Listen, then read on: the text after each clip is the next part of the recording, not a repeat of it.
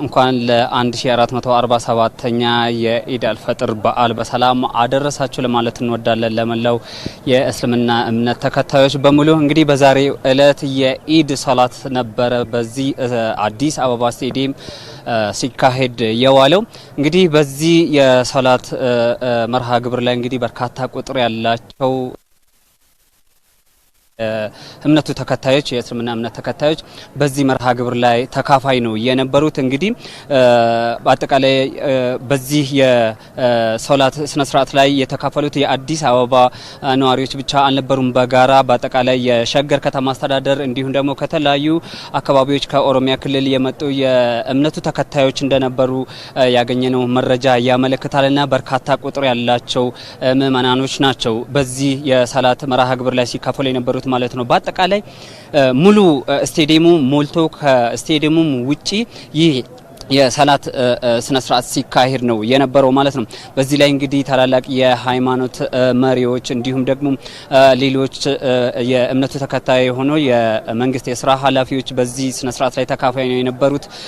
እንዲሁም ደግሞ ህፃናት፣ ወጣቶች፣ አዛውንቶች በዚህ መርሃ ግብር ላይ ተሳታፊ ነው የነበሩት። እንግዲህ እንደሚታወቀው ይህ የዛሬው የ1447ኛ የኢድ አልፈጥር በዓል ሁለት ኢድ ነው በዛሬው ዕለት የሆነው ማለት ነው። ምክንያቱም አንደኛው አመታዊ ኢድ ነው፣ ሁለተኛው ደግሞ ሳምንታዊ ኢድ ነው። ምክንያቱም ዛሬ ጁማአ ነው፣ የሳምንታዊ ኢድ ነው ማለት ነው በእስልምና እምነት ተከታዮች ዘንድና ይህ መሆኑ ደግሞ በተለይ በዓሉን የተለየ ድባብ እንዲላበስ እንዳደረገው ነው እንግዲህ በዚህ መርሃ ግብር ላይ ሲነሳ የነበረው ሁለቱ አንድ ላይ መገጣጠሙ የተለየ ስሜት እንዲኖረው እንዳደረገ ነው በዚህ መድረክ ላይ ወይም በዚህ መርሃ ግብር ላይ ሲነገር የነበረው ማለት ነው።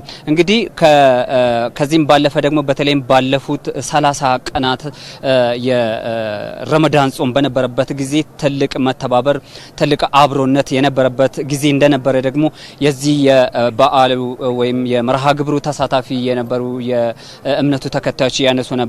በተለይም አቅመ ደካሞችን በመጠየቅ አቅም የሚያጥራቸውን በማስፈጠር እንዲሁም ደግሞ በአጠቃላይ ረመዳንን በጋራ በመሆን ነበረ ሲያሳልፉ የነበሩትና ይህ ትልቅ መተባበር በተለይም ኢትዮጵያዊነት ጎልቶ የታየበት ጊዜ እንደነበረ ነበር ያነሱ የነበሩት ማለት ነው። ስለዚህ ይህ አብሮነት እንግዲህ አሁንም ተጠናክሮ መቀጠል እንዳለበት፣ መተሳሰቡ ተጠናክሮ መቀጠል እንዳለበት ነበር በዚህ መድረክ ላይ በዚህ መርሃ ግብር ላይ ተሳታፊ የነበሩት ሲያነሱ የነበሩት ማለት ነው። በአጠቃላይ ደግሞ የበዓሉ ድባብ ከማለዳ ጀምሮ እንግዲህ ከ11 ሰዓት ጀምሮ ነበር እንግዲህ ወደ ስቴዲየም ምእመኑ ሲተም የነበረውና በአጠቃላይ በጣም የተረጋጋ እጅግ በጣም የሚያምርና ደማቅ ሶላት ነው የነበረው።